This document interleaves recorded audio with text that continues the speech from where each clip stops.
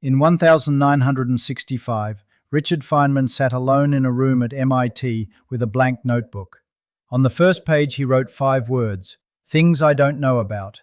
Over the next several weeks, he disassembled entire branches of physics, not by rereading textbooks, but by forcing himself to rebuild each concept from scratch in his own language.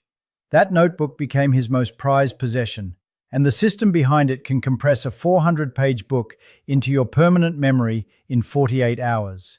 Not by reading faster, by thinking differently. The first instinct is wrong. When someone hands you a 400-page book and says, "Learn this by Monday," your brain screams, "Read faster, skim harder, highlight more, cover more ground per hour." This is the instinct that fails every time. A 2016 review by cognitive scientists at the University of California, San Diego, confirmed what researchers had suspected for decades. Speed reading does not produce comprehension. There is a hard trade-off between speed and understanding. You cannot read 600 words per minute and retain meaningful content. The neuroscience is unambiguous on this point. Your eyes must fixate on a word long enough for semantic processing to occur. Skip that fixation, and you get visual exposure without encoding. Your eyes moved, your brain didn't. So the answer is not reading faster. The average adult reads non-fiction at approximately 30 to 40 pages per hour with reasonable comprehension. A 400-page book, read linearly, takes 10 to 13 hours. That fits inside a weekend, barely. But here's the problem. Even if you read every page at normal speed, Hermann Ebbinghaus's forgetting curve predicts you'll lose 70% of it within 72 hours. You spent the entire weekend reading. By Wednesday, most of it's gone. Feynman's system solves this, not by changing how fast you read, but by changing what you do with what you read. It converts passive reception into active production. And production, as the research shows, is the only thing your brain permanently stores. The system has 5 phases, and phase 1 starts before you read a single page. Phase 1 is the pretest.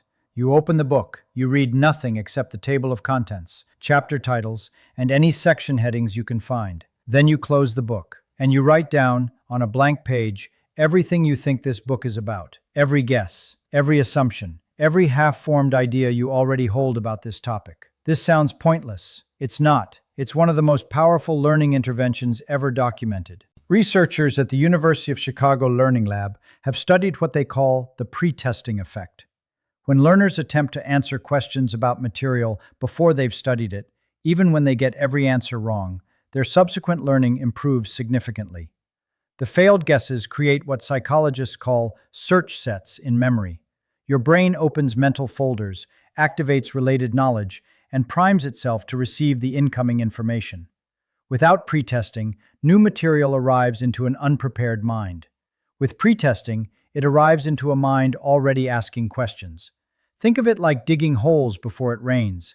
If you dig the holes first, the rain collects. If you don't, it runs off the surface and disappears. Your pretest page will be messy. It will be partially wrong. That's the point. Those errors create what researchers call a hypercorrection opportunity. Your brain is more likely to remember the correct information when it directly contradicts a belief you previously held. The wrongness becomes the anchor. Phase 2 is strategic reading. You do not read the book cover to cover. You read it in a specific order designed to maximize comprehension and minimize cognitive overload. Here's the order. First, read the introduction and conclusion of the entire book. This gives you the author's framework, the skeleton. You now know where the argument starts and where it lands. Second, for each chapter, read the first and last paragraphs before reading the middle. This is not skimming. This is structural mapping. You're building a schema, a mental framework, before filling in details. Psychologist Frederick Bartlett established schema theory in 1932 at the University of Cambridge. His research showed that comprehension depends on having an existing mental structure to attach new information to. Without a schema, facts float free and are quickly forgotten. With one, each new fact clicks into place like a piece into a puzzle frame you've already assembled.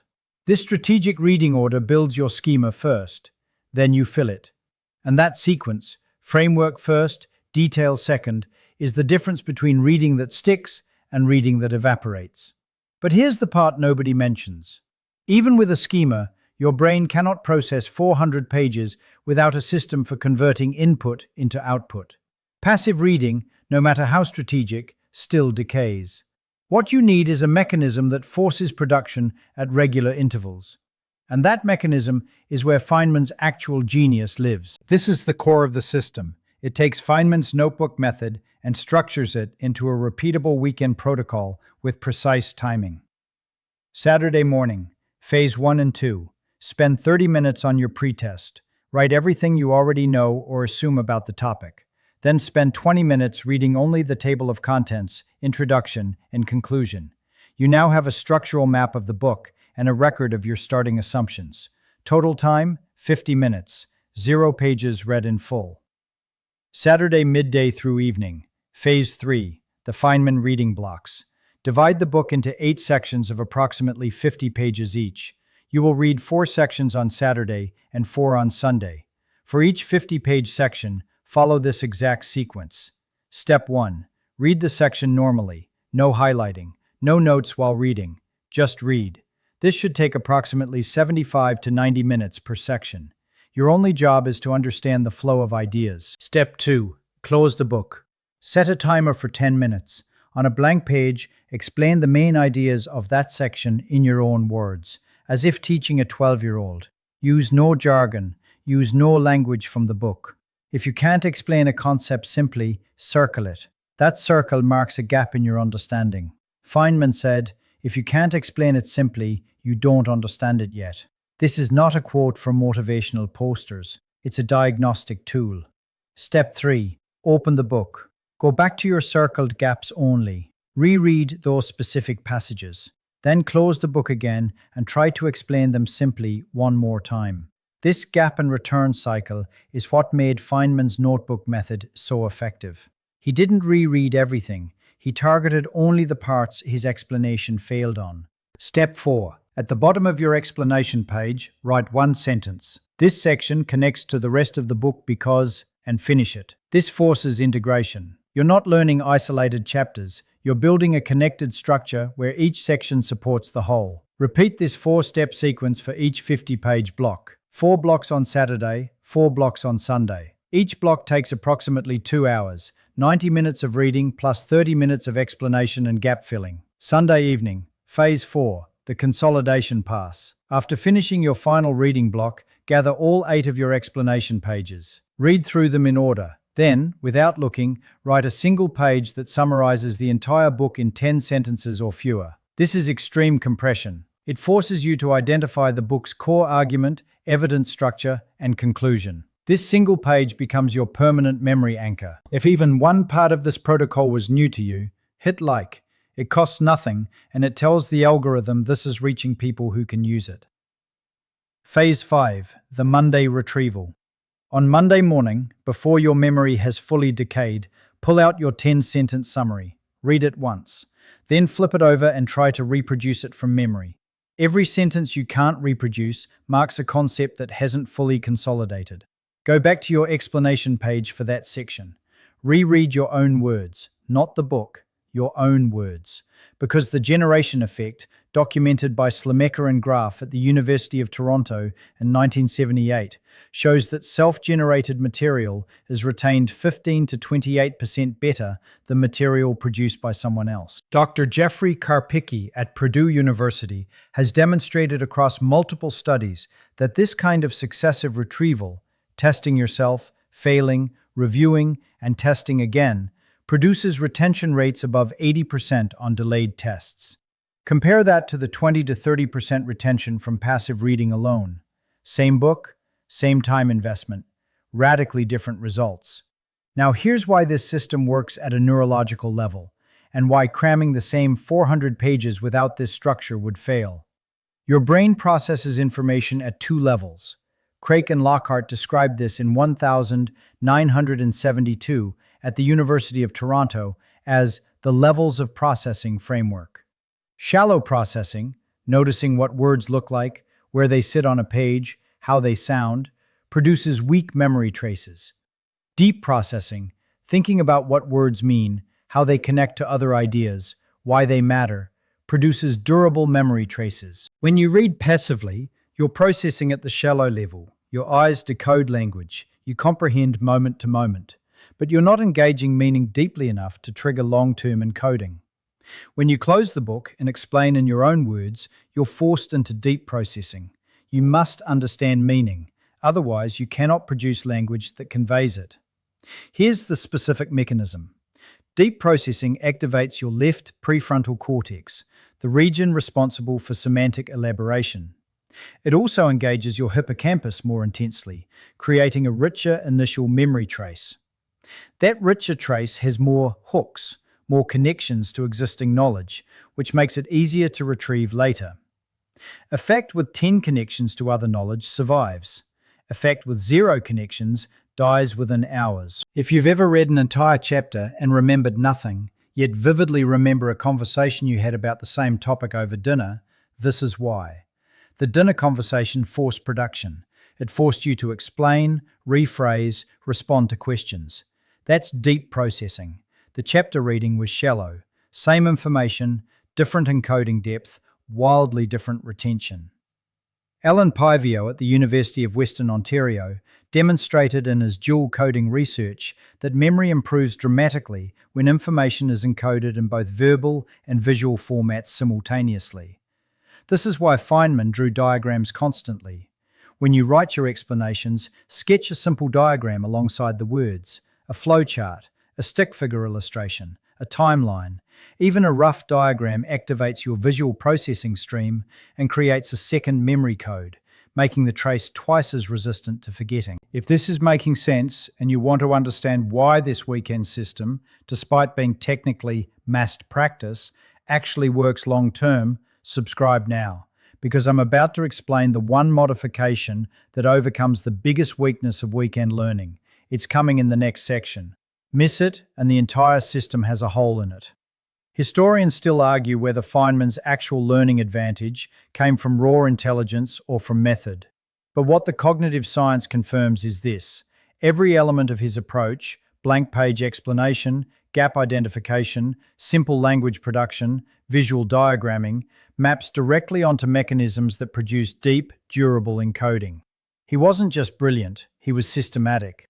What almost nobody talks about is the fatal flaw of weekend learning, and how Feynman's system contains an accidental fix for it. The flaw is this: massed practice, learning a large amount of material in a short burst, produces weaker long-term retention than distributed practice.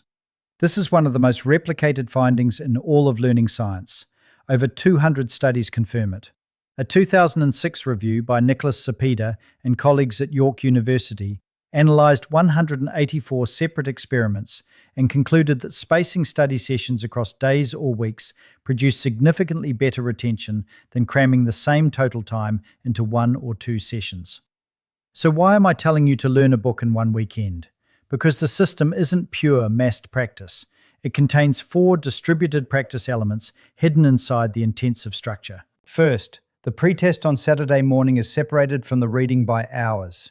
Your brain has time to process your initial guesses before encountering the actual content. Second, the Monday retrieval creates a 24 to 48-hour gap between final encoding and first recall test. That gap is exactly where spacing benefits are strongest. Third, the explanation pages themselves become retrieval tools for the following week. If you review your own explanation pages on Wednesday, Friday, and the following Monday, you've now spaced your retrieval across 5 separate time points. The weekend was the initial encoding.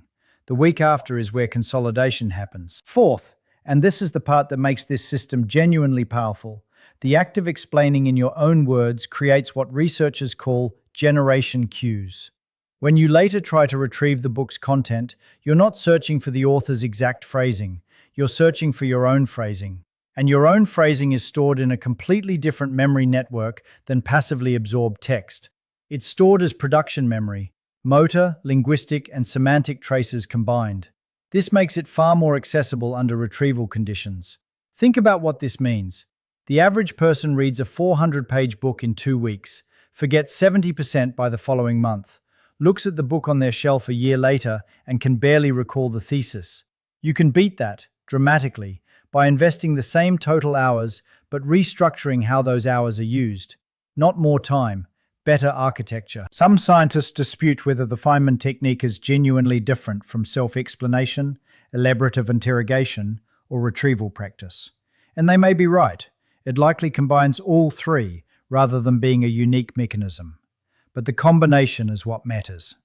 Self-explanation alone improves retention by 30 to 40% based on Michaeline Chi's 1989 research at the University of Pittsburgh. Retrieval practice alone improves retention by 50 to 100% based on Roediger and Karpicki's work at Washington University. The generation effect alone adds 15 to 28%. Stack all three, which is what Feynman's blank page method does, and you're looking at a compound effect that no single technique can match.